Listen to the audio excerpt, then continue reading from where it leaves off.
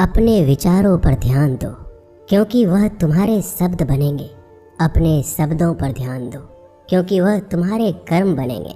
अपने कर्मों पर ध्यान दो, क्योंकि वह तुम स्वयं बनोगे। गलती उसी से होती है जो मेहनत से काम करता है। निकम्मों की जिंदगी तो दूसरों की बुराई खोजने में ख़त्म हो जाती है। इज्जत इंसान की नहीं होती है, ज़रूरत की होती है। ज़रूरत ख़त्म तो इज्जत ख़त्म। बोलना सीखिए, वरना ज़िंदगी भर सुनना पड़ेगा। उड़ने में बुराई नहीं है, आप भी उड़ें, लेकिन उतना ही जहाँ से ज़मीन साफ दिखाई देती हो। सिर्फ वो लोग आपकी परवाह करते हैं जो आपको तब भी सुन सकते हैं जब आप चुप होते हैं। चिंता उतना ही करिए जितने में काम हो जाए, उतना नहीं कि ज़िंदगी ही तमाम हो जाए। आप अपने शब्दों को चाहे जितनी भी समझदारी से बोलिए, लेकिन सुनने वाला अपनी योग्यता और अपने मन के विचारों के अनुसार उसका मतलब निकालता है। यकीन करो, जो तुम्हें भूल चुका है वो भी याद करेगा। बस उसके मतलब के दिन आने दो। कहानी ज़िंदगी की यही है कि इसमें मनचाहा किरदार नहीं मिलता। ज़िंदगी तो अपने दम पर ही जी जाती है। दूसरों के कंधों पे तो सिर्फ जनाजे उठाए जाते हैं। आपकी मुस्कान, आपके चेहरे पे भगवान के हस्ताक्षर हैं। उसे अपने आंसुओं से धुल लें या क्रोध से मिटने ना दें। कोई भी व्यक्ति हमारा मित्र या शत्रु बनकर संसार में नहीं आता। हमारा व्यवहार और शब्द ही लोगों को मित्र और शत्रु बनाता है। जो व्यक्ति हर वक्त दुख का रोना रोता है, उसके द्वार पर खड़ा सुख बाहर से ही लौट जाता है। जिसके पास उम्मीद और आस है, वो ज़िंदगी के हर इम्तिहान में पास है। हर कोई अपना नहीं होता, और यही सच है। कितने अजीब है ये ज़माने के लोग। खिलौना छोड़कर जज्बातों से खेलते हैं। महान दिमाग विचारों की चर्चा करता है, औसत दिमाग घटनाओं की चर्चा करता है, और छोटा दिमाग लोगों की चर्चा करता है। अहंकार ना पालिए जनाब, वक्त के समंदर में कई सिकंदर डूब गए। इन 5 जगहों पर हमेशा चुप रहना सीखिए। पहला, जहां आपके शब्दों की कोई कीमत नहीं।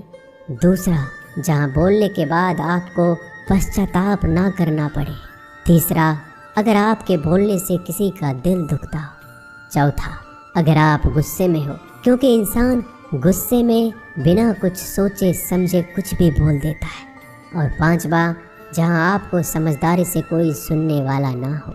किसी का कष्ट देखकर अगर तुम्हें भी कष्ट होता है, तो समझ लेना तुम्हारी आत्मा में परमात्मा विराजमान है। सिर्फ सुकून ढूंढिए, ज़रूरतें कभी भी पूरी नहीं होती। ज़िंदगी में सारा झगड़ा ख्वाहिशों का है। ना तो किसी को गम चाहिए, ना किसी को कम चाहिए। जिसके इरादे हमेशा साफ होते हैं, कई बार लोग उसी के खिलाफ होते हैं। जो तुमसे तंग आ जाए उसे छोड़ दो, क्योंकि बोझ बन जाने से याद बनना बेहतर है। झूठ की खरीदारी ज़्यादा दिन तक नहीं टिकती। सच एक ही सही अंत तक साथ देता है। किसी इंसान के आज को देखकर उसके भविष्य का मजाक मत उड़ाओ, क्योंकि समय में इतनी शक्ति है कि वो कोयले को भी धीरे धीरे हीरे में बदल देता है। समय जब फैसला करता है तो गवाहों की ज़रूरत नहीं पड़ती। इंसान का काम तमाम करने वाला शब्द है। कल करूँगा, ना तो अधिक बोलना अच्छा है, ना ही ज़रूरत से ज़्यादा चुप रहना। जैसे बहुत अधिक वर्षा होना भी अच्छी बात नहीं है, और बहुत अधिक धूप भी अच्छी नहीं होती। विचार कीजिए, हमारा जन्म हमारी मर्जी से नहीं होता, ना हमारा मरण हमारी मर्जी से होता है। इस जन्म मरण के बीच में होने वाली सारी व्यवस्था हमारी मर्जी से कैसे हो सकती है। ज़िंदगी में हर मौके का फ़ायदा उठाओ, पर किसी के मजबूरी का नहीं। अगर ज़िंदगी मौका देती है तो धोखा भी देती है। ज़िंदगी की सबसे अच्छी दवा है जिम्मेदारी। एक बार पी लीजिए साहब, ज़िंदगी भर थकने नहीं देगी। जीवन में प्रयास सदैव कीजिए। लक्ष्य मिले या अनुभव, दोनों ही अमूल्य है। ज़िंदगी में तकलीफ़ें तो हवा के झोंकों सी होती है, जो आती है और चली जाती है, पर ये जब जब आती है तो सभी के नकाब उतार कर जाती है। जो आपने सोचा है ज़रूरी नहीं कि वो मिल जाए, मगर जो भगवान ने सोचा है वो आपको ज़रूर मिलेगा। इंसान कर्म करने में अपनी मनमानी कर सकता है, मगर फल भोगने में अपना वो होता है जिसके साथ बातें खुलकर की जा सके। ना कि संभल कर मनुष्य अहंकार और गलतफहमी के कारण महत्वपूर्ण चीज़ों से दूर रहता है। गलतफहमियां सच नहीं बताती और अहंकार सत्य को देखने नहीं देता। अगर आपके साथ ज़िंदगी खेल रही है तो आप निश्चित ही एक बेहतरीन खिलाड़ी होंगे। ज़िंदगी का काम है ठोकर मारना। बिखरना है या निखरना है ये तो आप पर निर्भर करता है। आज तुम्हारे जीवन में कितनी मुसीबतें हैं, इससे कोई फ़र्क नहीं पड़ता। फ़र्क पड़ता है तो बस इस बात से कि तुम उसका सामना कैसे करते हो।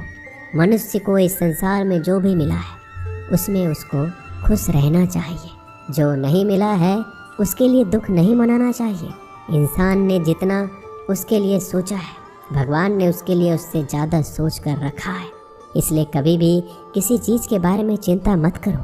प्रभु श्री राम ने घर में विरोध सहा है, कान्हा ने भी समाज में बहुत सहा है और यह आपके साथ भी होगा। पर अगर इससे आप ऊपर उठोगे तो ही कुछ नाम बनेगा। दूसरों पर निर्भर रहने वाले लोग कभी खुश नहीं रह पाते। इसलिए इस लायक बनिए कि आपकी इच्छाओं का आप स्वयं पूरा कर सकें। एक गांव में आग लग गई। आग बढ़ती जा रही थी। गांव वाले अपनी जान बचाने हेतु इधर उधर भाग रहे थे। एक चिड़िया ने इस दृश्य को देखा और अपनी चोंच में पानी भरकर आग बुझाने का प्रयास करने लगा। वो बार बार अपनी चोंच में पानी लाती और आग पर डालती। जब गांव वाले ने चिड़िया को आग पर पानी डालते देखा तो उनमें भी जोश आ गया और बोला, अगर ये चिड़िया प्रयास कर रही है तो हम क्यों नहीं कर सकते। सबने प्रयास किया और आग बुझ गई। ये सब एक कौवा देख रहा था। उसने चिड़िया से कहा कि तेरे पानी डालने से कुछ होना तो था नहीं, फिर ये क्यों कर रही थी। चिड़िया ने कहा, मेरे पानी डालने से कुछ हुआ या नहीं हुआ, लेकिन मुझे गर्व है कि जब इस आग की बात होगी तो मेरी गिनती आग बुझाने वालों में होगी, तेरी तरह तमाशा देखने वालों में नहीं। एक बार एक किसान अपने खेत में काम कर रहा था। खेत में काम करते करते किसान की घड़ी खो गई। कुछ साल पहले ये घड़ी किसान को उसके पिताजी ने दी थी, इसलिए वो घड़ी उस किसान के लिए बहुत कीमती थी। अब किसान सब काम छोड़कर घड़ी ढूंढने लगा, लेकिन बहुत देर होने के बाद भी वो घड़ी नहीं मिली। तभी किसान ने पास में खेल रहे बच्चों को बुलाया और उनसे कहा, बच्चों, इस खेत में मेरी घड़ी गुम गई है। मैं बहुत देर से घड़ी ढूंढ रहा हूँ। तुम में से जो मेरी घड़ी ढूंढने में मदद करेगा, मैं उसे एक इनाम दूंगा। इनाम के उत्साह में सब बच्चे उस घड़ी को ढूंढने में लग गए, लेकिन इतने बड़े खेत में छोटी सी घड़ी ढूंढना बहुत ही मुश्किल काम था। कुछ घंटों बाद सब बच्चे जाने लगे। किसान ने भी अपनी उम्मीद छोड़ दी। वो भी घर जाने की तैयारी कर रहा था। आखिर में एक बच्चा किसान के पास आया और बड़े शान से कहा कि सब बच्चे चले गए, बस मुझे थोड़ी देर और घड़ी ढूंढने दीजिए। किसान ने कहा, ठीक है, मैं कुछ देर बाद आता हूँ, तुम देखो जब तक घड़ी मिलती है या नहीं। किसान जब 20 मिनट बाद आया तब बच्चे के हाथ में घड़ी थी। किसान आश्चर्यचकित हो गया और बच्चे से पूछा कि इतना जल्दी तुमको घड़ी कैसे मिल गई। बच्चे ने कहा, सब जा चुके थे। अब इतनी शांति थी कि मैं धीरे धीरे पूरे खेत में घूमकर आवाज़ सुनने लगा। जैसे ही शांति में मुझे आवाज़ सुनाई दी, वैसे मुझे पता लग गया कि घड़ी कहाँ पर है। दोस्तों, ये कहानी शांत दिमाग का बहुत ही बढ़िया उदाहरण है। जब हमारा दिमाग शांत होता है, हर बड़ी चिंता खत्म हो जाती है और आसपास का शोर भी खत्म हो जाता है, तो हमारा दिमाग अपने आप काम करता है और हमें सही दिशा दिखाता है। दोस्तों, इस वीडियो में बस इतना ही।